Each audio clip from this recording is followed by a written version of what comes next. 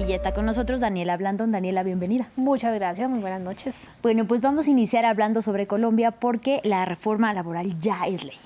Bueno, el presidente Gustavo Petro sancionó esta ley 5 días después de que hubiera sido conciliada en ambas cámaras tras un espinoso trámite legislativo. Esta ley tiene cambios sustanciales en el régimen laboral que irán entrando en vigencia gradualmente, como lo vamos a ver a continuación. Entonces, los recargos dominicales y festivos, que hoy son del 75%, pasarán al 80% el próximo 1 de julio y aumentarán en otros 10 puntos porcentuales en julio de 2016, otros 10 hasta el 2027, entonces en ese momento ya se ubicarán en un 100%. La reforma también dejó en firme una ley anterior que llevaba la semana laboral paulatinamente hasta las 42 horas, desde las 48 que había en 2023. Acá vemos cómo va a pasar de 46 actuales a 44 en los próximos días y a 42 el próximo año. También contempla la ampliación de la jornada nocturna para efectos de recargos, que ya no va a empezar a las 9 de la noche, sino a las 7 de la noche y termina a las 6 de la mañana. Entrará en vigor entonces a finales de este año. Asimismo, hay una serie de decretos reglamentarios pendientes que el gobierno se comprometió a expedir en las próximas semanas. Te agradezco la explicación porque personas como yo creíamos que esto, una vez de entrar en vigor o que era ley, ya era inmediato. No, señora, tiene diferentes entradas en vigencia. Es muy importante que la gente conozca estos cambios porque, por ejemplo, con la reforma pensional lo que pasó es que iba a entrar en vigencia ahora el 1 de julio y la Corte Constitucional decidió devolver esta reforma y ahora no se sabe ni siquiera cuándo va a entrar en vigencia. Así que es muy importante cuando se firman este tipo de leyes saber cuándo es que va a entrar en vigor. Claro que sí, Daniela, ahí está el detalle. Y ahora de América nos vamos al viejo continente porque los países, las naciones que integran la OTAN, esta alianza militar, tomaron la decisión o hicieron un acuerdo para elevar su gasto en defensa. Bueno, pues los miembros europeos de la Alianza Transatlántica han prometido más que duplicar la cantidad de riqueza que reservan para el gasto militar. Vamos a ver entonces hoy cómo cada país destina en promedio el 2%, si hablamos de los países de la OTAN, el 2% de su Producto Interno Bruto anual a la defensa. Unos más que otros, vemos como Estados Unidos entonces gasta 3,4%, que es casi $1 billón en 2024. España es uno de los que menos contribuye, 1,3% de lo que produce lo destina al sector defensa, alrededor de $21.000 millones. El objetivo es que todos lleguen al 5% del PIB.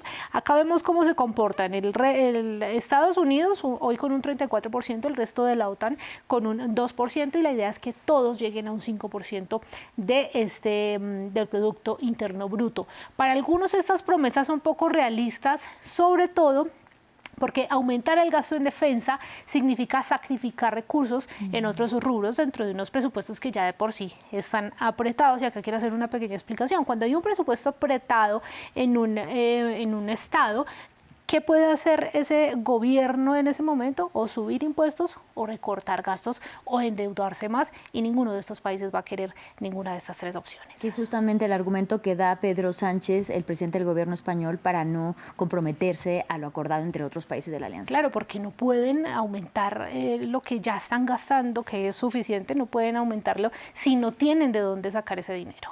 Así es. Otro tema que necesitaba de puntual explicación. Gracias, Daniela. Bueno, ahora vamos a México, Daniela, pero en otro orden de ideas, porque anunció el gobierno de Claudia Sheinbaum que evalúa demandar a SpaceX. ¿Por qué? Bueno, la presidenta dijo que lo está considerando debido a la caída de escombros y la contaminación causada por los lanzamientos de sus cohetes. La mandataria se refiere específicamente a esos desechos en la zona fronteriza, por lo que informó que su gobierno estudia las leyes internacionales para presentar las querellas necesarias. La semana pasada, un cohete de Starship de SpaceX explotó en una prueba terrestre de rutina que causó una gran bola de fuego en la costa sur de Texas. No solamente para hacer una revisión y punto, sino todo lo que tiene que ver con el lanzamiento de los cohetes, que está muy cerca de nuestra frontera, los impactos que tiene en la zona, y dentro del marco de las leyes internacionales, pues hacer las demandas necesarias que tengan que hacerse. Vamos más al norte, pasamos a Estados Unidos, porque el presidente de la Fed, Jerome Powell, comparece ante el Congreso. Estuvo allí el martes y el miércoles ante la Cámara y el Senado respectivamente, una semana después de que la Reserva Federal mantuviera sus tasas de interés. Los republicanos presionaron para que les dijera por qué parece reacio a bajarlas, como pide el presidente Donald Trump, a pesar de que los datos recientes de inflación han sido más moderados de lo esperado, a lo que él respondió que es difícil tomar este tipo de decisiones cuando se tiene incertidumbre sobre la política arancelaria, sobre todo porque han pasado décadas desde que los aranceles comenzaron a bajar.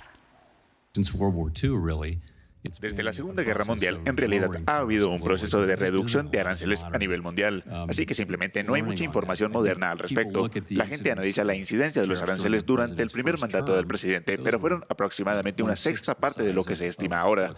Era una época muy diferente. Una de las razones por las que es tan difícil es que realmente no hay un precedente moderno. Daniela, y este 25 de junio, ¿cómo operaron los mercados? Bueno, las acciones estadounidenses se tomaron un respiro, operaron casi sin cambios después de 2 días de repuntes, a medida que se mantiene un tenue alto al fuego entre Israel e Irán y con los inversionistas mucho más pendientes de este testimonio ante el Congreso del presidente de la Fed. El índice Nasdaq tecnológico estuvo cerca de romper un nuevo máximo histórico.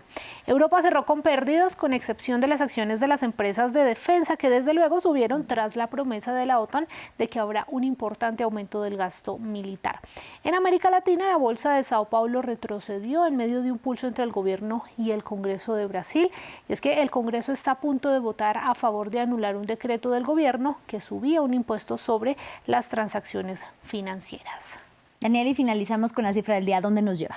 Bueno, una cifra bien simpática, entre 46 y 56 millones de dólares. Esto va a costar a Jeff Bezos, que es el tercer hombre más rico del mundo, según Bloomberg, su boda con la periodista Lauren Sánchez en Venecia, Italia. A pesar de las protestas en contra del evento, alrededor de 90 aviones privados aterrizarán en aeropuertos locales esta semana, trayendo a celebridades del mundo del espectáculo, también la política y las finanzas, algo que Greta Thunberg no le gustaría, ¿no? 90 aeronaves privadas llegando a esta pequeña ciudad.